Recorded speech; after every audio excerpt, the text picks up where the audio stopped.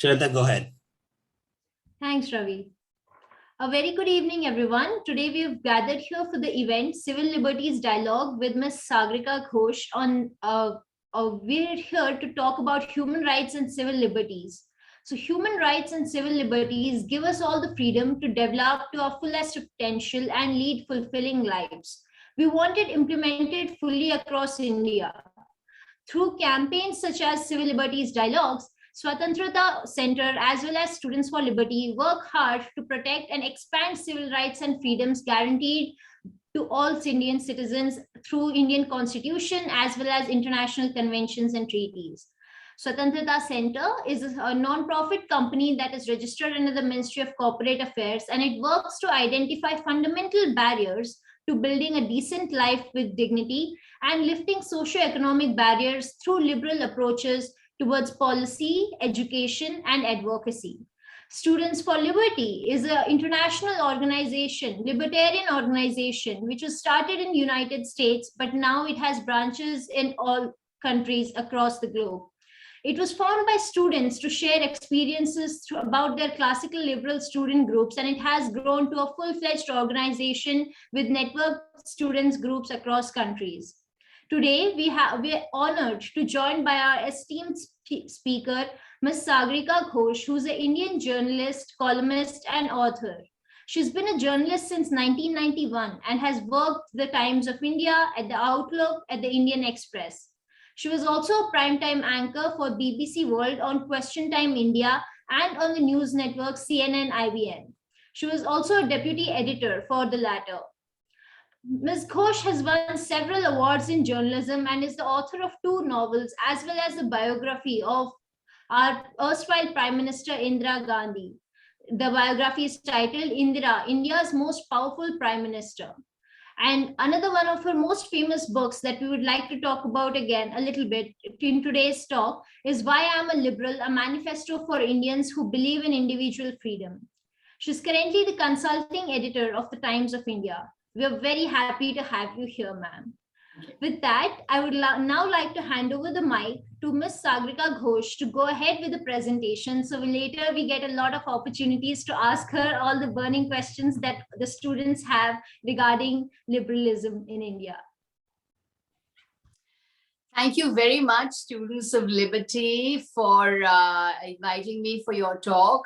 I find it very heartening that young people like you are taking an interest in liberty and in liberal values, which is something that people like me have been talking about for many years and campaigning for many years. So I'm delighted that you have taken up this torch and you are also spreading the message of liberty. I would counsel you to go ahead, sing the song of liberty to as many people as you can, because it is an ideal worth fighting for.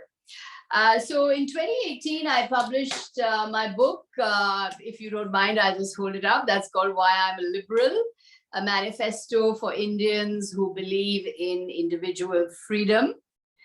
Now, why did I write this book, and why do I think that individual freedoms are vital for India, and why do I think civil liberties are vital for India?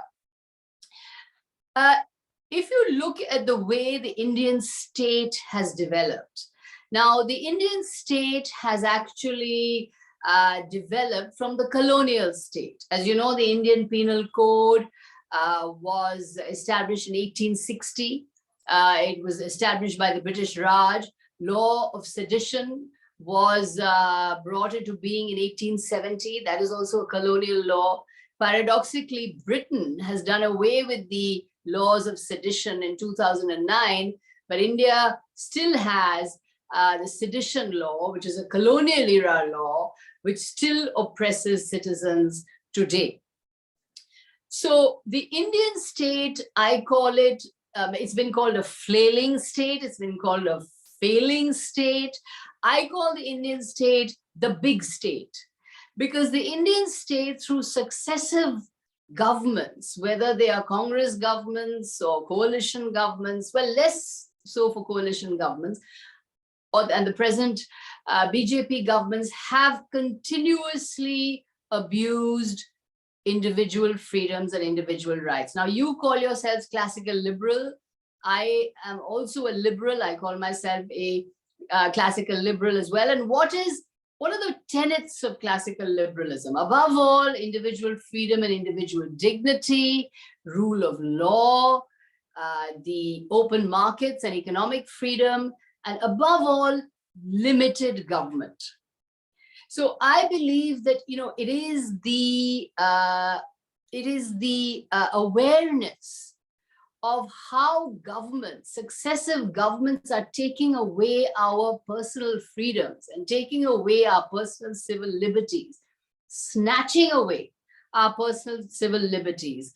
This awareness needs to grow, because it is by growing this awareness that we can push back against the violent state, against the expansionist state, against the overarching political executive, which is using the state apparatus to crush individual rights. Now, let me just read out an excerpt from my book, because I think this sums up to some extent the dilemma of Indians as opposed to the expansionist state. This is just a small section. I'll just read it out for you.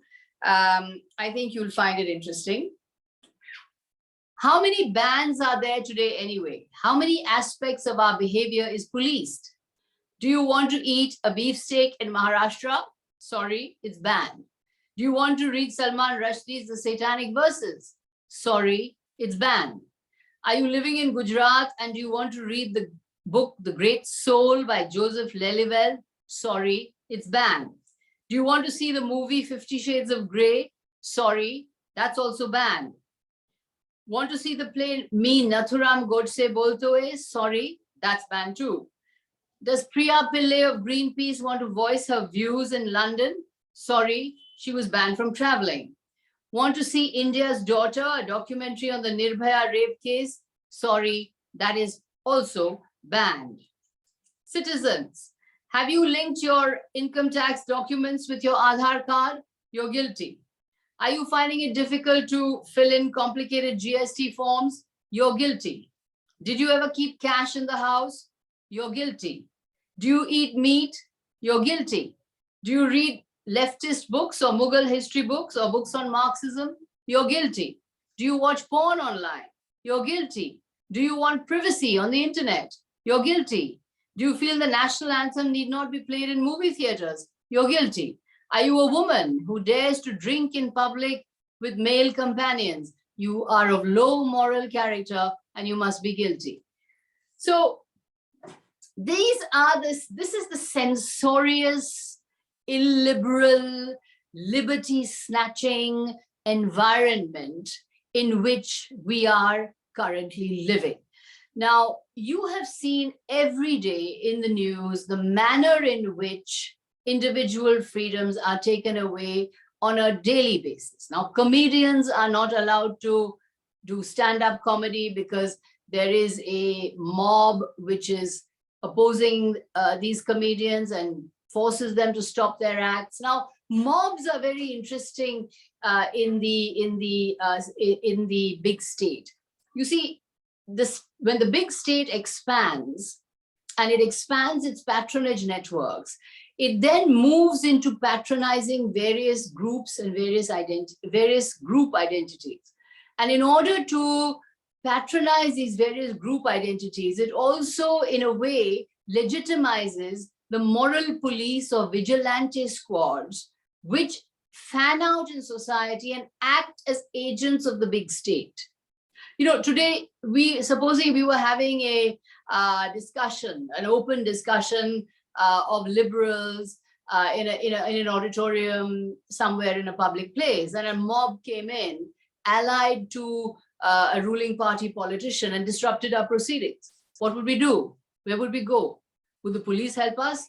No. Would the politician help us? No, because the chances are he's linked to that mob. So the citizen has no recourse when it comes to these freelance mobs and vigilantes and moral police who are interfering with our daily personal freedoms. So you may not be free to fall in love. You may not be free to marry. You are not free to eat. You are not free to drink. You are not free to walk in public with your boyfriend and hold hands. You are not free to read what you want or write what you want or express what you want or see the movies you want. So at every level, your freedoms are being taken away by not only the state and not only by police power and state power, but also by freelance mobs who are working as agents of the state. And in order that we push back as liberals, as people who believe in our freedoms and who want to protect our freedoms, if we want to push back against these mobs and we want to push back against the state, how do we do it? How do we do it? We are helpless, we are alone, we have no, in that sense, we have no recourse. So the reason why I wrote this book is, first of all, to make people aware how the state is taking away your freedom. Now, you have seen how during Diwali, I don't know if any of you saw that, how a retail chain, Fab India, put out a Diwali advertisement, which again upset certain sentiments and had to be taken down. Now, how citizens choose to celebrate Diwali, whether it is through a form of dress, or it is a certain slogan, or using a certain language, that is entirely a personal choice, right? It's a personal choice how I choose to celebrate a festival. And that personal choice cannot be taken away from me either by state power or by mobs linked to state power. Look at what recently happened with the Dabur ad, the Dabur advertising campaign, which showed a same-sex marriage. That also had to be taken down because of the religious police. Now, again, the freedom to choose a partner, the freedom to love who you want or marry who you want, again, this is a very deeply held personal freedom, and I believe in it passionately. But in the face of the moral police and vigilante squads, that freedom is not available. Every day we hear of, and I know there's a question on this, of encounter killings, of police encountering suspects. Now, there was the Vikas Dubey encounter killing of 2020. There was the Burhan Wani encounter killing of 2016 in Kashmir. And these encounter killings happen with apparently a great deal of public approbation. That, there's a cheering public saying this is police action at its best. This is direct police action, which needs to be done. It's the need of the hour. But as liberals and as lovers of liberty and as students for liberty, you must protest strongly against killings that happen by the police outside the judicial system. You see, because if the police is empowered to take the life of citizens outside the judicial system, then are any of us safe? You may recall the incident that happened in 2018 when an Apple executive was driving home at night with a companion in a car, and the police in Lucknow thought he was a gangster because he was driving the car very slowly, because he couldn't drive properly and was driving the car slowly, and he was shot and he was killed. And all he was doing was coming home from a party. Now, these are the violent instances of state power that we repeatedly see played out in our lives.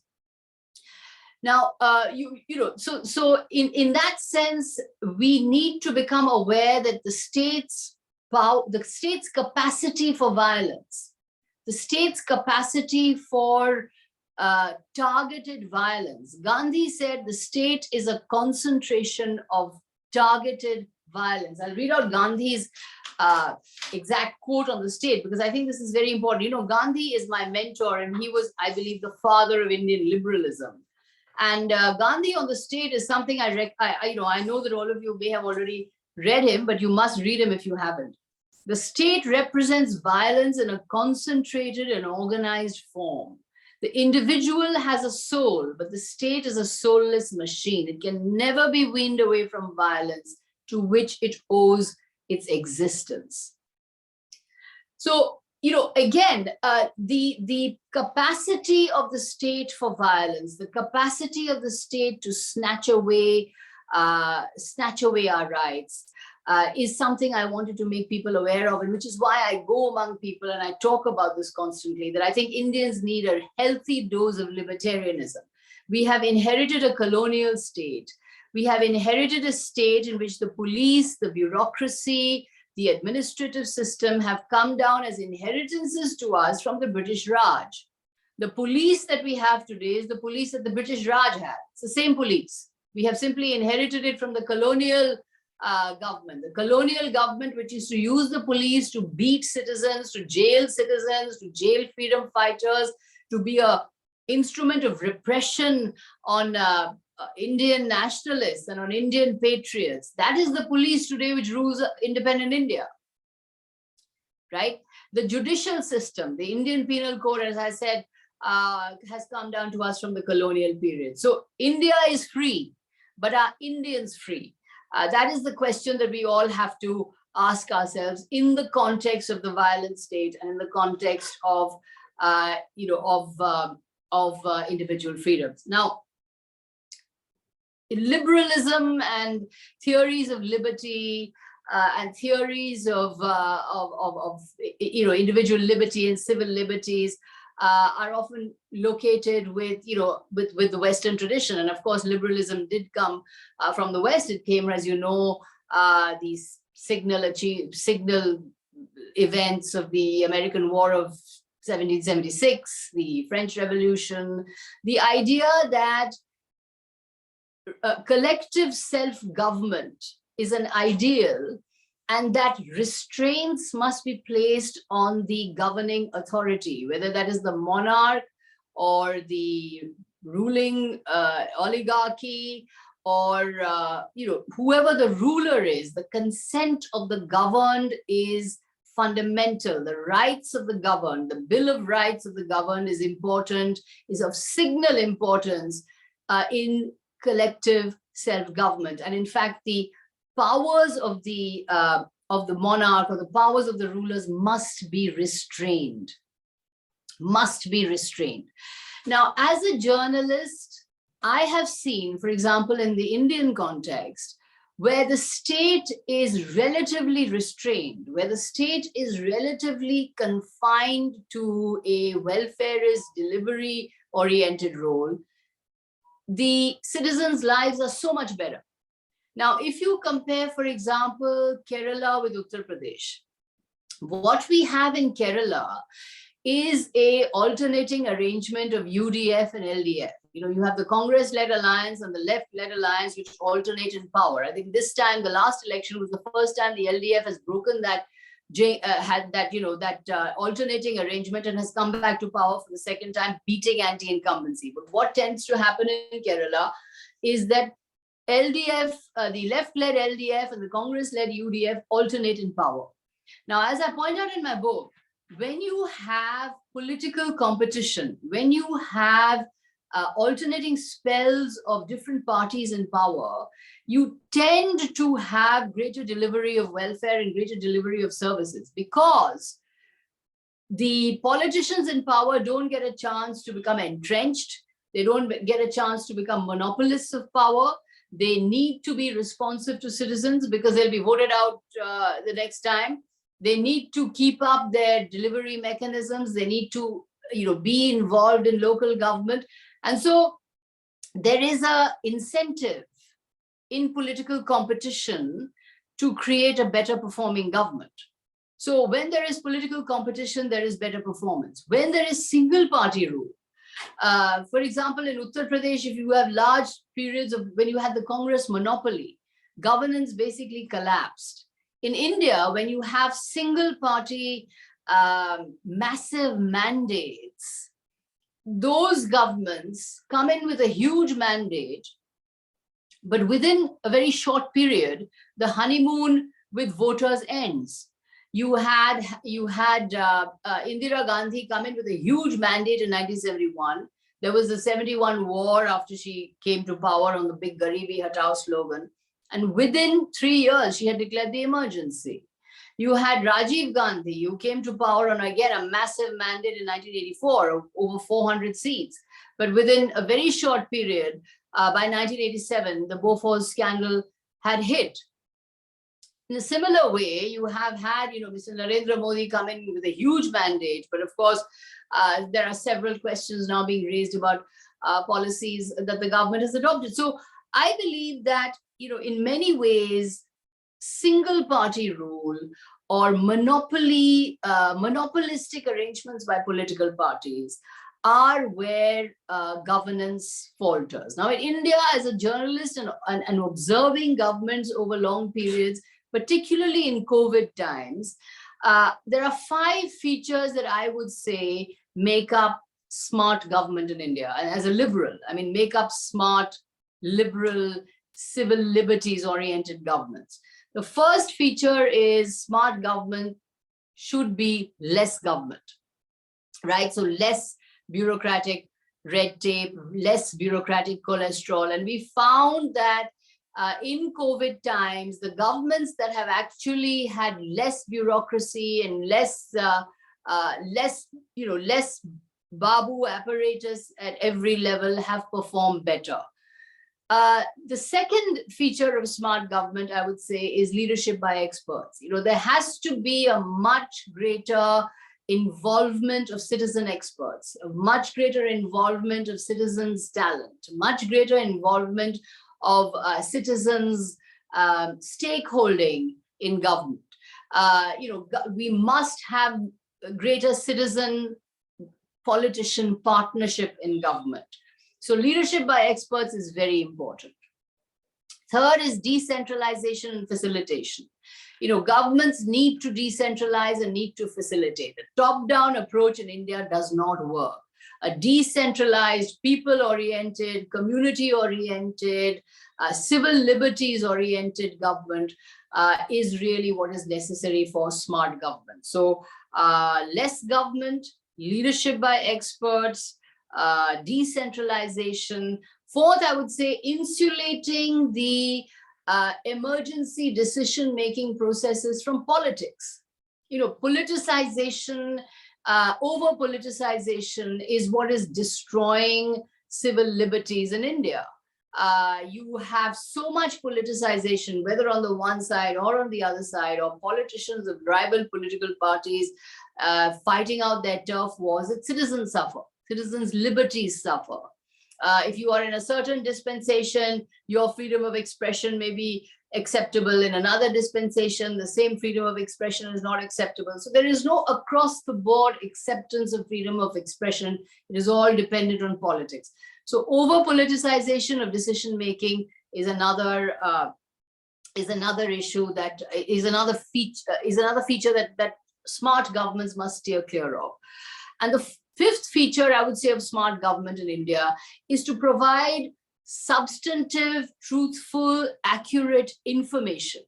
In access to truthful, accurate, and substantive information, uncontrolled access to this information is a vital civil liberty today, particularly because of the scourge of fake news.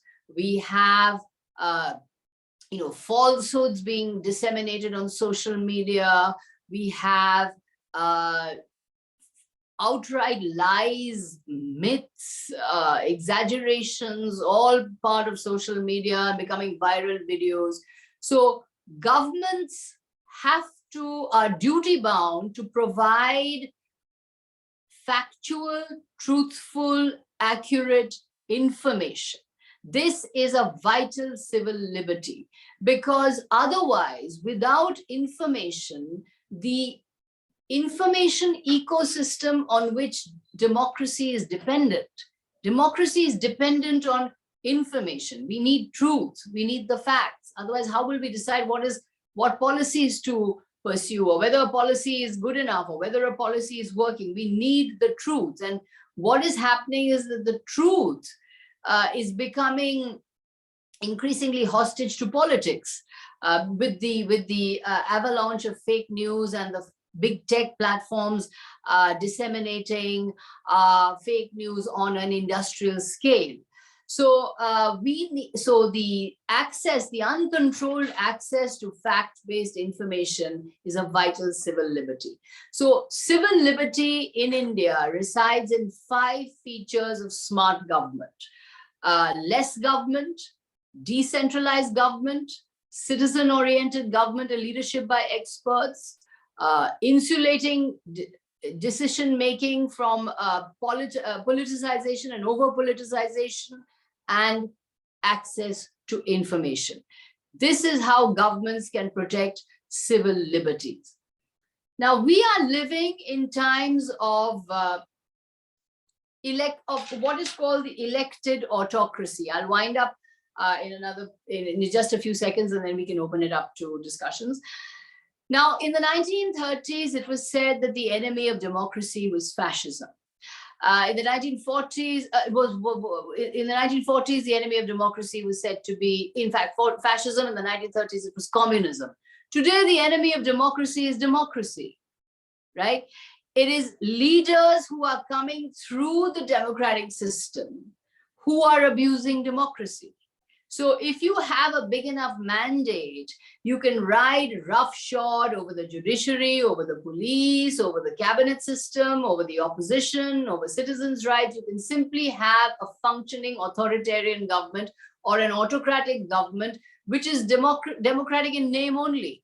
The former UK Supreme Court judge, Jonathan Sumption, had a very interesting way of putting it. He said, you have a bottle with with a democracy label, but what the stuff you pour out of that bottle is just not democracy. It's pure authoritarianism. So and you have this happening in country after country. I mean, it's not just in India. You have it in Hungary, in Poland, in South American countries, in America under Trump. Again, you had the mother of liberal democracy under Trump almost becoming an elected autocracy. So in this situation of elected autocracy, where all the trappings of democracy are maintained, where you have your parliament, you have your elections, you have your judiciary, you have your opposition, but because of the enormous mandate of the political executive and the huge power of the political executive, you actually have a functioning autocracy, or in fact, you have elected authoritarianism.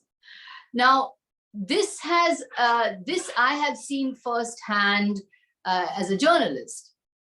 I've been a journalist, as you pointed out, for now almost over 30 years.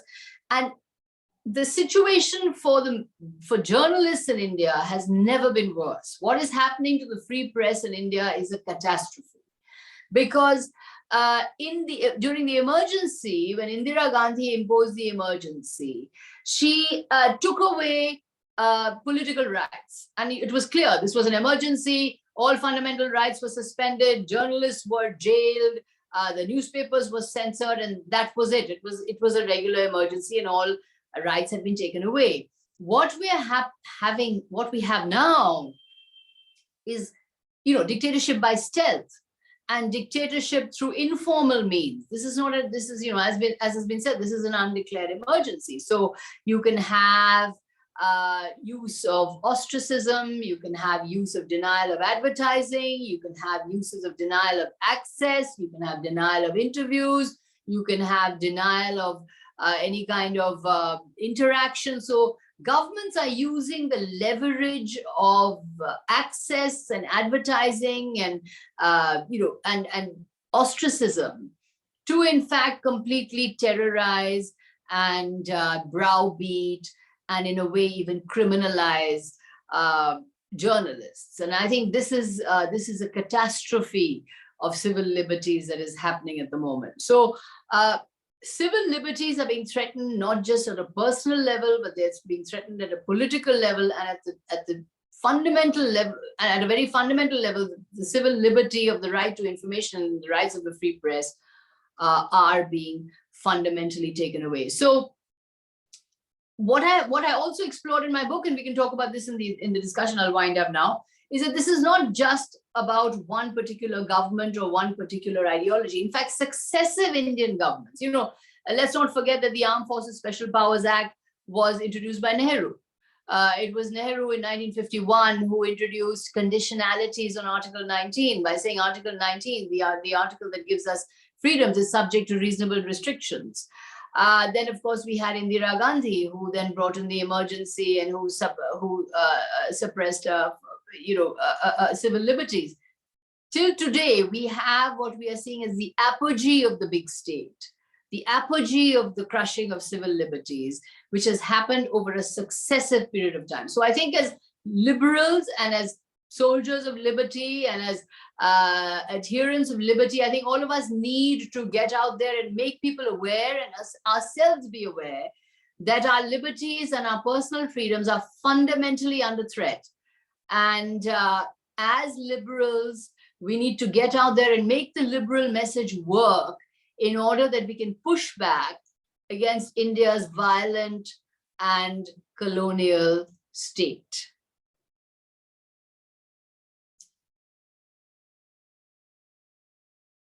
So I'll wrap it up there, and happy to take questions. That was a wonderful talk, ma'am. Like I could listen to you go on for a very long time, and each second I was like, okay, I need to either write all of this down or make sure I go through the recording again. There's so many important points. And while you've been telling us about these points, we have questions shooting on and we have the audience asking us a lot of questions. And yes, I would like to please go ahead. A very relevant question that has come from the audience. So the question is, while we understand we need to make the government accountable for their information, how do you make that happen? In a country like India, how much can we trust the government with that information in the first place? How much can you trust the government to give you information? Don't trust the government. No. Never trust the government. I think as students for liberty have a healthy skepticism about government.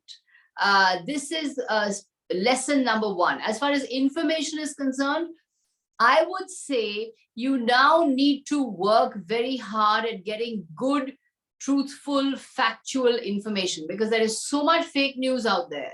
There is so much falsehood out there.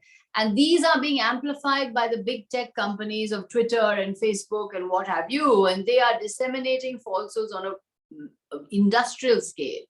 Now, you have the benefit of the digital world. You have the benefit of access to global news outlets. So I would say the days of, the single newspaper, I only rely on the single newspaper to get all my news, or I only rely on this one single channel to get my news, those days are gone.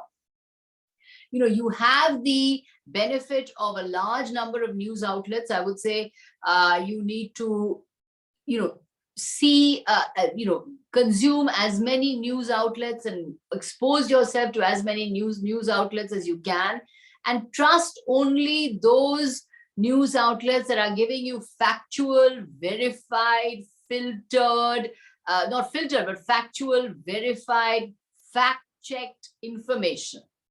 That is the need of the hour. The viral video and the WhatsApp forward and the, the memes or the various things that exist on the social media, please do not trust them. Unless it is from a fact-based, source-based, verified, fact-checked information source, do not trust what you read or what you are getting exposed to. All of us need to be very media aware. We need to become much more media literate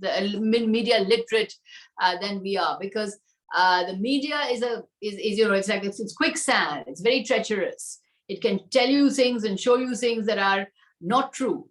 So you need to go for fact-checked, verified information at all times, and don't be swayed by any kind of what the government tells you. The government is making a mistake. Governments are trying to censor Twitter They're trying to censor. I know there's a question about the IT Act. They're trying to censor internet content. They're arresting cartoonists. They're arresting, students who are putting up posts on Twitter. The answer to freedom of speech, the answer to speech which you don't like is more speech. The government has to, if you don't like what people are putting out, then the government has to put out fact-based, verified, accurate information. You can't, there was a one-day ban on the news channel NDTV because of the way NDTV was reporting a terror attack.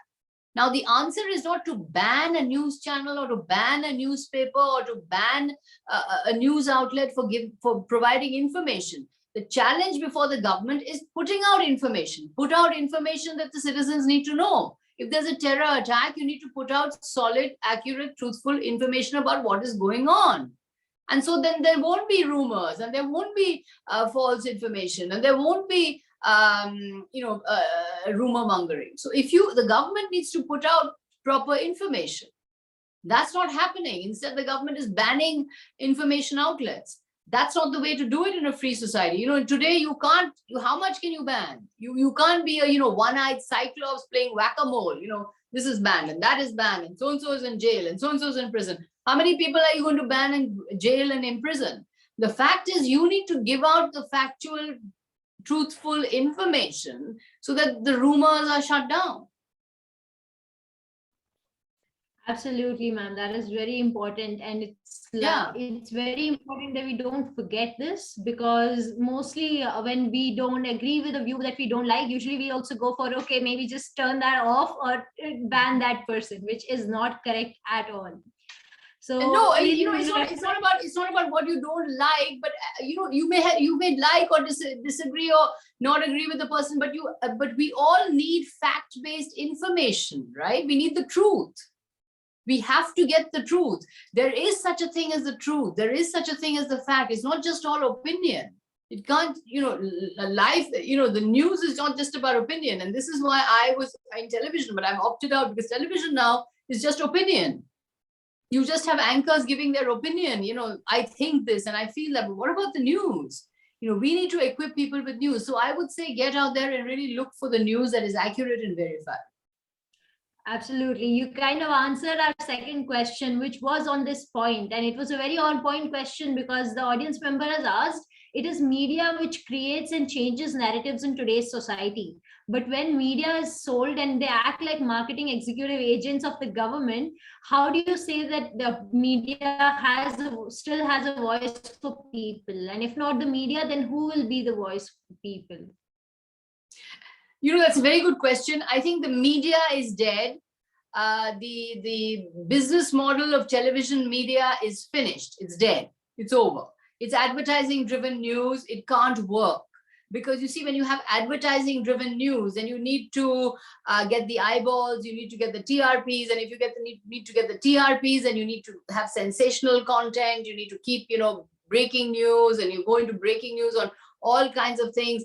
One of the most crazy breaking news stories that I've ever had the opportunity to sort of edit was this letter exchange between Kangana Ranaut and Hrithik Roshan. I didn't even know what the issue was, but this was this breaking news and everybody was going into it and every news channel was playing it. And I kept asking, but what is the news value of this? What is the news value of two film stars exchanging letters? Please tell me.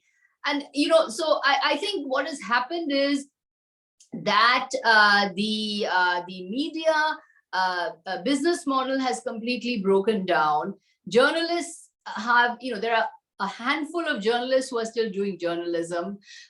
Media has become completely co-opted. There is a crisis of sensationalization, a crisis of commercialization, and a complete crisis of co-option and compromise.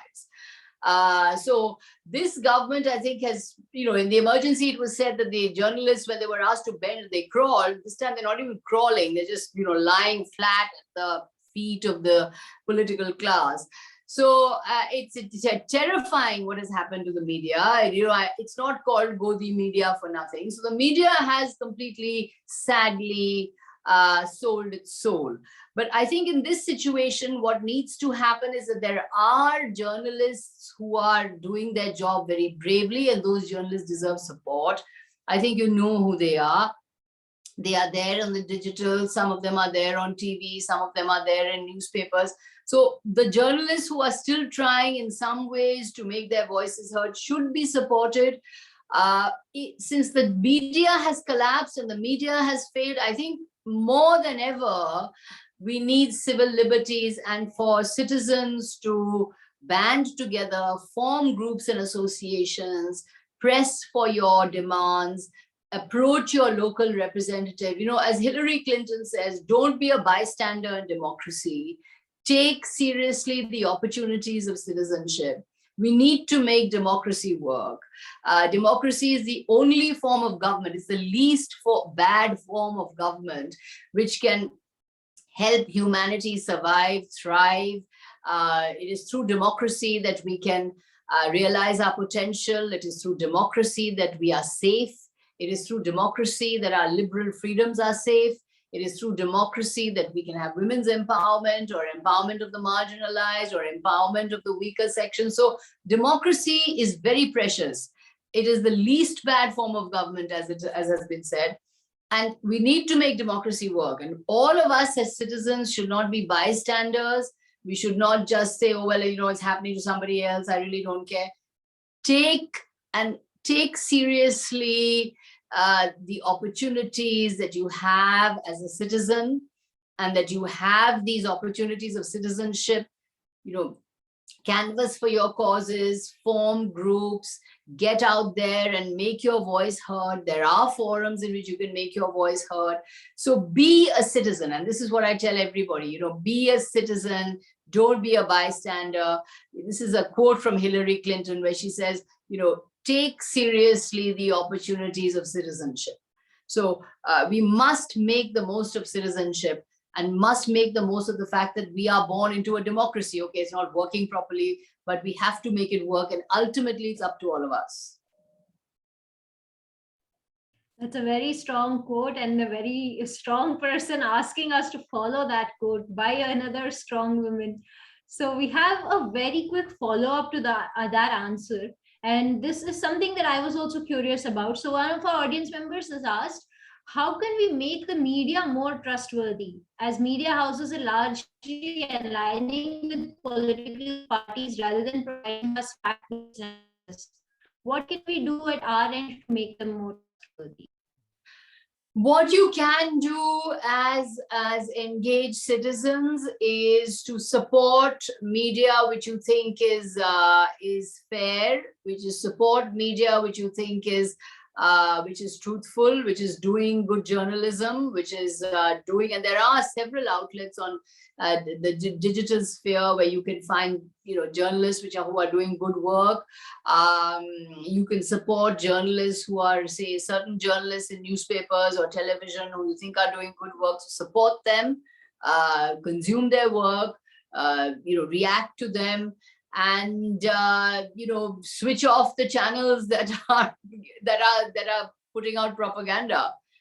Don't patronize them, don't watch them, because all of the channels which are doing propaganda, or the newspapers that are doing propaganda, don't deserve to be read or to be consumed. That's my advice. Yeah. So we have one other question, and this was one of the questions that we had in the list of questions that we prepared during the talk and prior to the talk. So this was a very relevant question. This was the very famous quote: "I may not agree with what you say, but I will defend to death your right to say it." So the question is, do you think that defending civil liberties are important even when we don't agree with them? And if yes, absolutely. You know, in the 1990s, there was a play called Me Nathuram Godse Boltoe. This play is about the assassin of Mahatma Gandhi, Nathuram Godse, and it gives his point of view. He is talking about why he did what he did.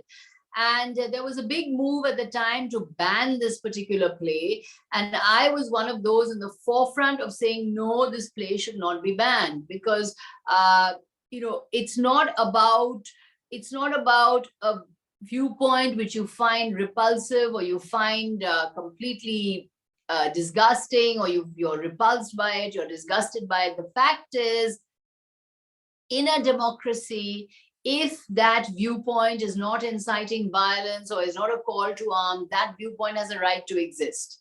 And so therefore, I don't think that any of us as liberals should call for any kind of bans. And I think, this is again a crucial Gandhian teaching, that you can have disagreement between friends. You can have friendship, you can have love, you can have companionship, but you still need not have 100% agreement. You may not have 100% agreement to be friendly with someone. You may not have 100% agreement to love someone. You may not have 100% agreement within a family. But the question really is how we can dialogue, how we can keep up the methods of communication, how we can keep on dialoguing with each other so we find a solution. This is how democracies work. This is what parliament is. It's about dialogue. It's about finding a solution through argument and counter-argument, Vaad, Vivad, Samvad. It is about talking to each other and not at each other. And because all of us need to respect the democratic structure, which is giving us this freedom. The democratic structure is giving us this freedom to have opinions. So if we respect the democratic structure, we can't seek to shut down the democratic structure, that the democratic structure will exist only for me and I will only say what I want to say, but everybody else can't have democracy, they have to shut up. That can't be the case. If you have the right to speak, so does everybody else.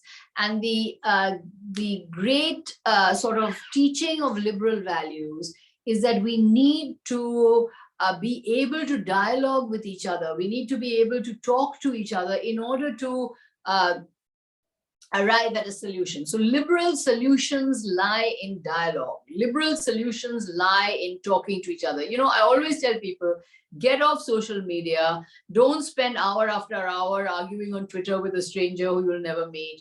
Get out there, form your groups or your associations, your library clubs, your book clubs, your colony organizations, your student groups, your professional groups, and actually do FaceTime with people and get involved out there in the street with causes and protests and movements which you really believe in.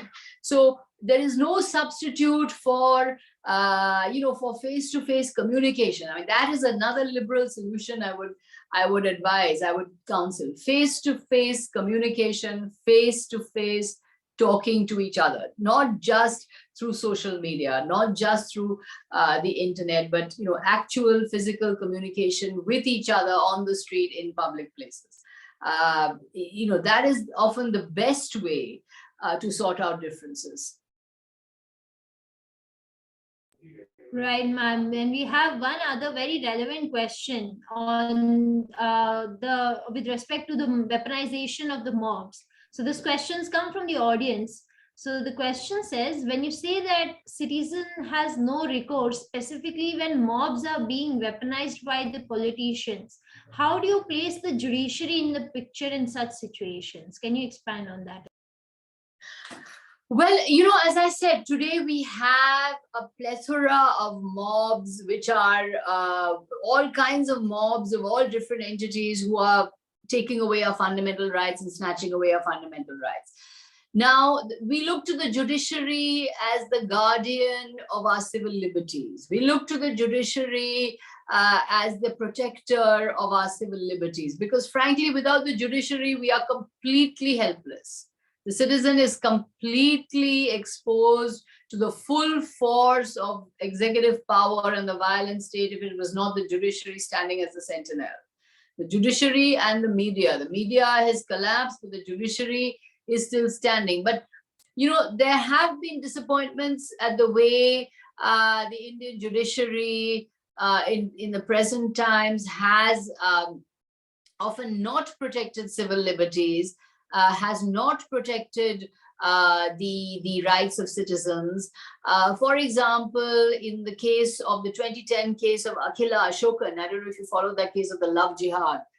She was a young Kerala girl. She fell in love with a Muslim man. They got married, and there was a mob that was insisting this was love jihad. When she kept saying, "This is my choice. I'm in love with this man. I've married him out of my own free will," but no, there was a mob which completely opposed the marriage, which browbeat her parents, and the case had to go to the Supreme Court because the High Courts completely failed Akhila. And in that case, the High Courts went along with the fact that yes, this was coercion, and she had been brainwashed, or she had been in some ways coerced into the kind of action that she had taken. So there was a complete infantilization and a kind of commodification of Akhila, in which we saw the judiciary actually, in many ways go along with the mob that was trying to deny Akhila her fundamental right to love who she wanted to. Finally, it had to come to the Supreme Court for the Supreme Court to finally say, no, this is a adult decision made by an adult person, and we need to respect her freedom of choice. So that had to come to the Supreme Court. So the judiciary at the lower level, at the lower court levels, I'm sorry to say, often aligns itself with the mob and doesn't protect civil liberties to the extent that it should. But the Supreme Court of late has been doing so.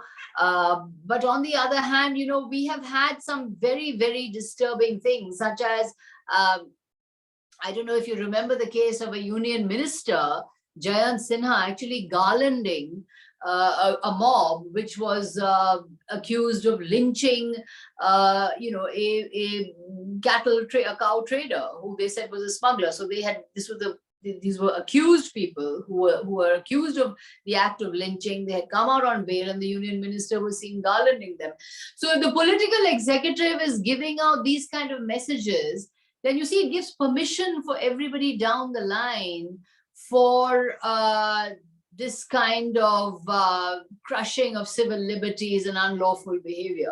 So we look to the judiciary to protect us from the mob, but can the judiciary protect us? Has the judiciary protected us so far? I would say the answer is mixed. Right. And with respect depressing.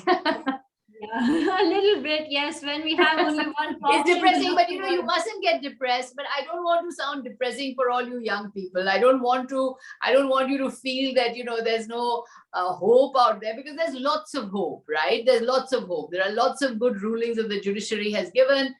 Recently we saw an extremely powerful judgment given by the Supreme Court on the fact that, on the Pegasus ruling, that the Pegasus snooping controversy, that, you cannot use national security to snoop on citizens. Then, the sedition rulings that the Supreme Court has come up with have been very strong, that you cannot impose sedition for disagreements with the government. Disagreeing with the government is not an act of sedition. So all of this, the Supreme Court is coming up with some very, very heartening rulings, but there have also been instances where the Supreme Court has not protected civil liberties as much as it should. For example, it has still not heard the cases of the Kashmiris who were detained when Article 370 was imposed. Those habeas corpus petitions are still pending. Right. And a lot of these considerations, such as such pending of petitions, are then we see them in light of them analyzing and coming up with judgments that are relevant, we agree are important, but then maybe not on the same priority as these judgments. And that's when it becomes a little sad.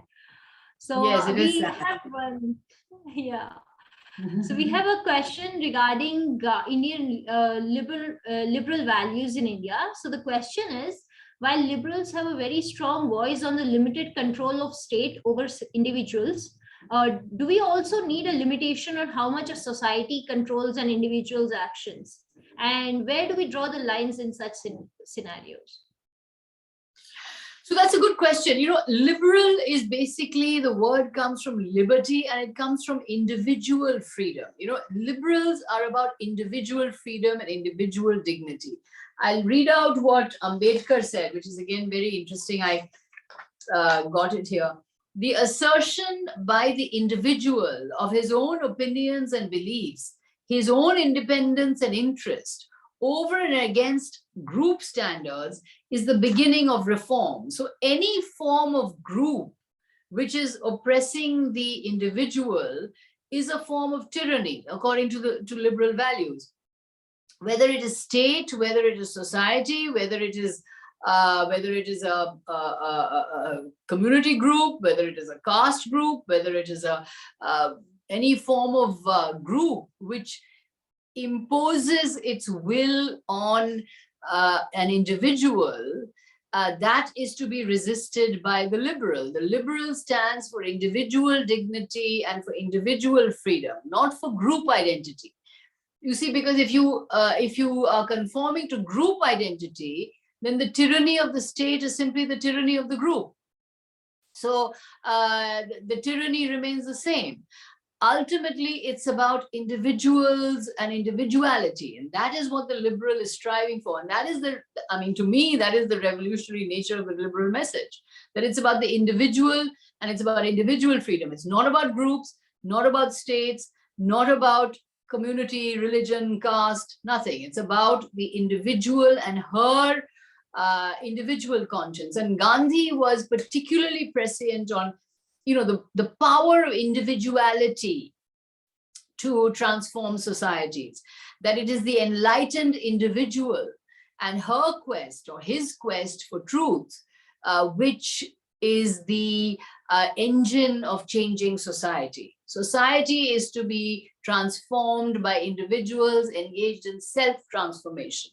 When you transform yourself, when you transform your own self, that is when you can transform society. And Gandhi's reading of, for example, the wars of Mahabharata or the war of the Ramayana is that all of these are wars within. They are the inner war between the good and the bad. And this was a philosophical explanation that Gandhi had of the endlessly transforming individual who can transform society and who then becomes the engine of the transformation of society. So the beginning of reform, the beginning of progress, the beginning of change is always when the individual raises her hand, raises her voice against a group, be that group state or society or community or religion or caste, whichever group.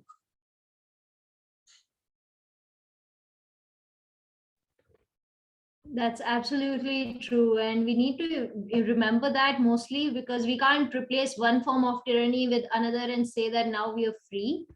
And yes, you see, because then the tyranny of the state becomes the tyranny of the group.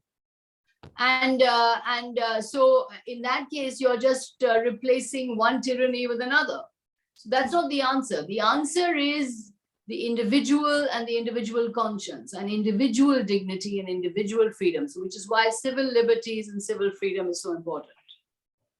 Right. So while we touched upon this talk on the topic of AFSPA and other related regulations relating to police and all that, we had one question that's coming up in the chat box. Also, it's being upvoted, as well as the question is also there in the list of questions.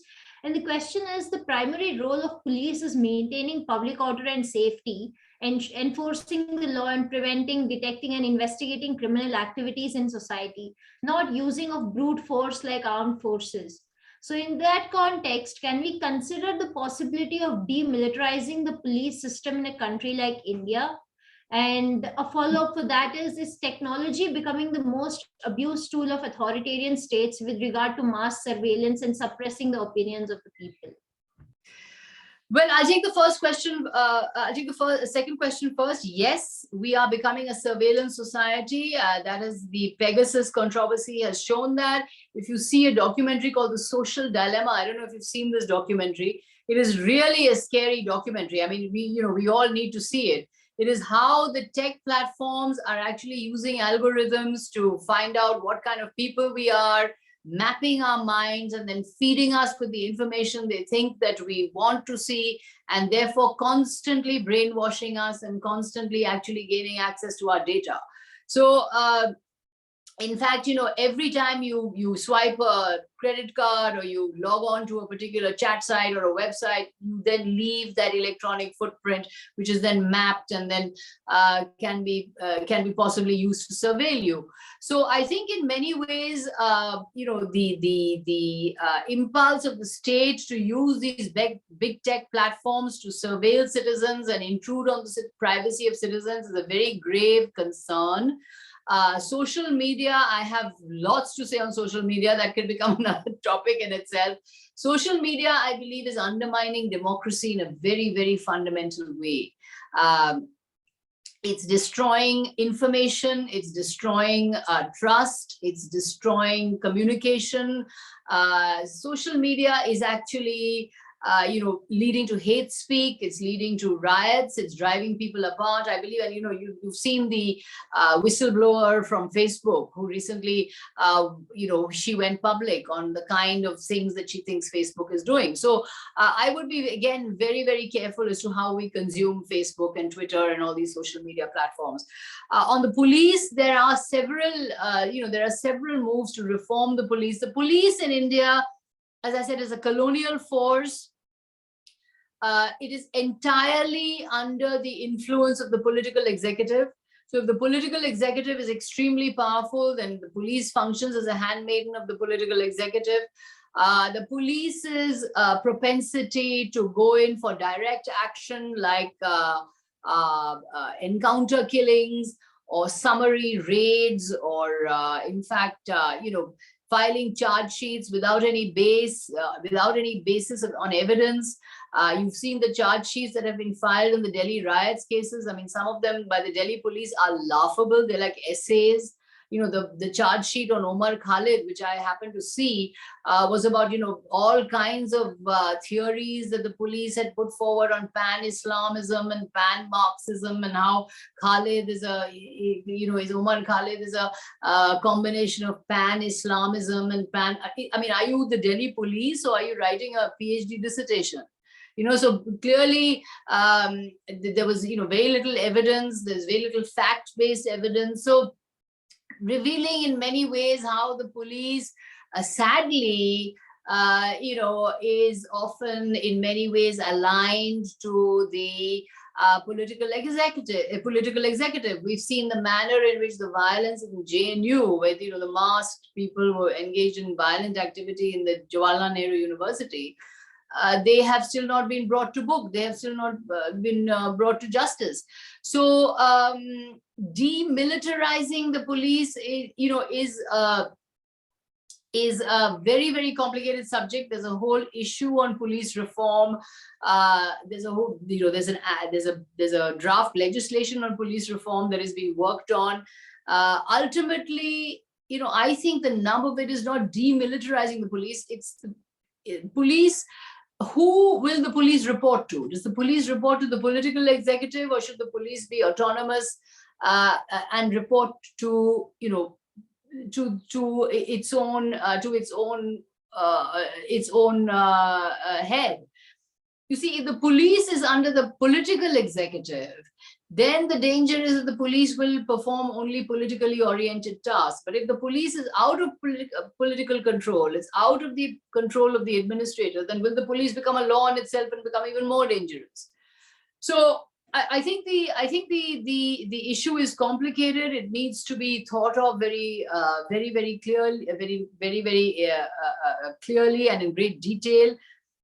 But I think what is needed is far greater autonomy for the police, at least in our scenario, from political interference at the moment. I'm not saying the police should be entirely a law unto itself and report only to itself, but there needs to be much greater autonomy of the police from the political class, because ultimately, if the police are there to perform a partisan role, if they perform a partisan role as they are doing, then we have a situation where law and order has collapsed.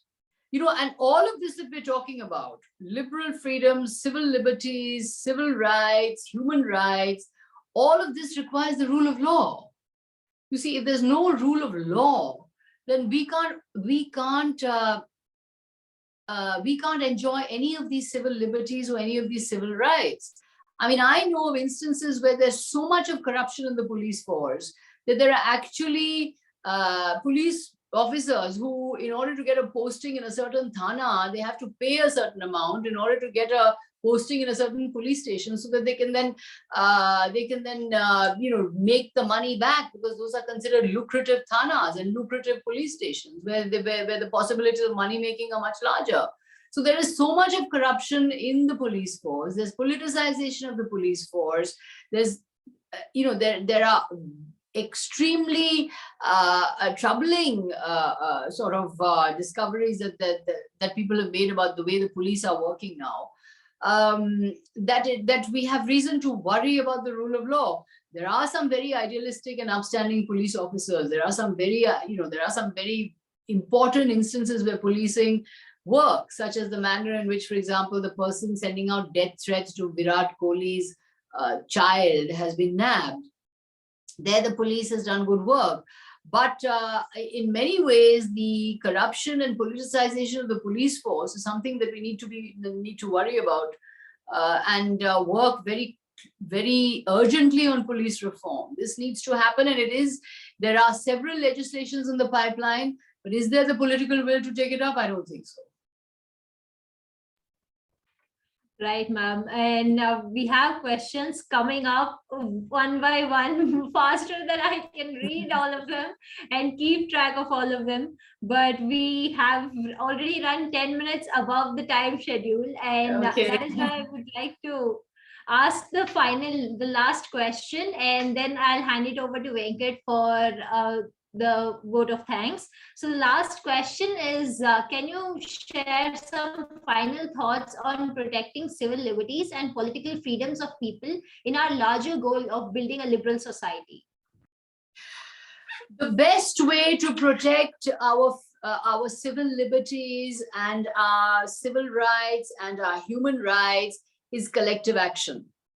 We must not be afraid of building group solidarities, building collective ties with groups across the board in order to safeguard the freedoms of citizens and in order to safeguard the liberties of citizens. Because at the end of the day, if you're alone, you're on your own, you're helpless, you're vulnerable, you have no one to turn to. But in groups and in associations and in networks of like-minded people, you will find support, you will find solidarities across regions, across different demographics. And I think the way forward is for us to band together, to form associations, to form like-minded networks, to form solidarities across cultures, across communities, across regions, and build a kind of, what Václav Havel calls the parallel polis. Build a kind of parallel network of people who can band together and speak for each other and take up for each other. And again, I would say that the best way to safeguard our freedoms is to get out there and make a noise. If your freedoms are being snatched away, if your liberties are being placed in jeopardy, if your personal freedoms are being snatched away, you need to get out there on the street and make the noise. The right of assembly and the right to protest are fundamental rights given in our Constitution. Our Constitution enjoins us to associate, to assemble, to press for causes we believe in a non-violent way, and to push campaigns and to campaign for causes we believe in a non-violent way. So I would say get out there, form solidarities, make a noise, be visible, and don't take your liberties and your freedoms for granted, because unless you fight for them, you will not get them on a platter. The price of liberty is eternal vigilance, as has been so wisely said. So I think I can't emphasize this enough. We all need to make a noise if we feel that our liberties are being threatened. Right, ma'am. Thank you for ending with that strong message. And I took away so many things from this talk. And most probably we'll be reaching Thank out you. to you for another to continue this Oh, please, conversation. anytime. The questions did not stop. The questions are still pouring in as we speak. And I said in the last question that it was the last question, and we still had four more, which added to the list right after I said that. So you know that people want to know so many things from you. No, and I would say, protect your freedoms and protect your liberties and protect them from the encroaching government. Your motto should be, Hamara freedom mein tumhara kya kaam hai? You should say that to the government. Yeah. The government must not take away our personal freedoms. And this is very important to us. It's precious for us. It is the engine of the economy. It is the engine of growth. It is the engine of change. I think you're in California at the moment, right? Yes, Sagarika ji. Yes, you're in, of course, Venkat, you're in California. So, for example, if you look at, the big tech companies, for example, Facebook, Twitter, Amazon, where were they born? They were all born in California, in Silicon Valley. And the reason for that, my theory, which I've written in the book, is California has always been known for its freedom, for its free culture, for its encouragement of freedom, for its encouragement of free thinking. Because, what is an entrepreneur? An entrepreneur is a free thinker, right? An entrepreneur is someone who innovates and comes up with new ideas and tests them in the marketplace and gets a reward for his innovation and his bright new idea. So the entrepreneur is basically someone who has the freedom to think. Now, if we don't have the freedom to think, and we don't have the freedom to explore, and we don't have the freedom to make mistakes, how are we going to have entrepreneurs in society? So I think civil liberties is fundamentally important, not just for political reasons, not just for social reasons, but also for economic reasons.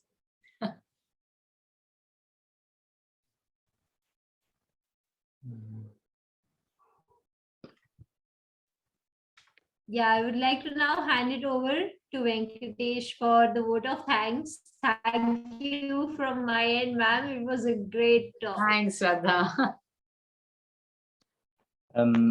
Thank you so much, Sagarika ji, for giving us your valuable time, and I think this has been completely a different sort of session we had over the last months, because I mean, in the liberals, largely we have been actually focused on promoting economic freedom majority times. Then we always prioritize it, economic freedom over the other aspects of it. Then we realized recent years the changes in the political climate of India, it given a reason for the many of liberal to actually focus on protecting our political freedoms and social freedom, which has been also equally important as much as promoting economic freedom. I think as I was also mentioned before starting the session, your expertise and hands-on knowledge and experience on some of the vast issues and how we can actually connect to the philosophy of liberty is something we are very, very curious on. And I think this session is just going to be beginning. We're definitely going to have try to have you as many as events as possible, trying to explore your experiences and knowledge you have and utilize it to build our larger and long-term goal of building a free and prosperous society in India. And thank you so much, Raghavendra, Venkatesh. And thank you so much for Students for Liberty to organizing, being a partner, such a great partner for the event. And also I want to thank my team and Raghavendra, who is actually leading the Civil Liberties project from our organization point of view. And thank you so much, everyone. And it's been definitely a productive an hour for us at the Swatantrata and at the Students for Liberty. And And also, I would like to thank you, Dennis, for actually giving such a huge support for the event. And Sagarika ji, and we definitely curious and learning more about your thoughts. For sure, we definitely love to have more and more events. And I have a couple of one major announcement at the end of this session, because we're also going to having another session called from the Center for Civil Society, who is hosting Sagarika ji and an Indian The liberal. 27th, right? 27th, Yes, yeah. yes. Indian Liberal Annual Lecture. It's going to be first Indian Liberal Annual Lecture we're going to have it. And as we touch some of the aspects of the liberal philosophy and it's relevant to the Indian issues, I think on the 27th November, we're gonna definitely gonna explore more in depth on the philosophy of liberty and its relevance to the Indian context. And we will be sharing all the invitation links to all of the participants and also who register for the event. And I think we would love to see you, all of the participants over there. And also the recording, whoever actually missing the session, because we have a huge amount of the registrations than the participants. And we definitely going to put it in the YouTube as the recording of this session. And also we will be sending emails to all the registered participants and also the email list of the Swatantrata Center and also Students for Liberty in India. So I think it's definitely a fruitful session, and I think without taking any more time of yours, and I would say thank you so much, and let's try to fight for the values we all are believing and try to build a free and prosperous society. Thank you so much. Yeah, Thank you so much. It was a pleasure to be with you. Thank you so much to Raghavendra. He's been in touch with me and he was the first one to write to me. Thank you so much for having me. Thank It was you a so pleasure much, to be with I will you. definitely connect with Dr. Jayaprakash Narayan with you. I mean, like a different sessions in the future also. Like you Thanks both a lot. like a great big voice for the liberty. Yes, yes. Thank you so much, Raghavendra. It was very nice to be with you all. And thank you for those wonderful questions. They were really good. Thank you so much. Thank you so much. All right then. Bye. See you.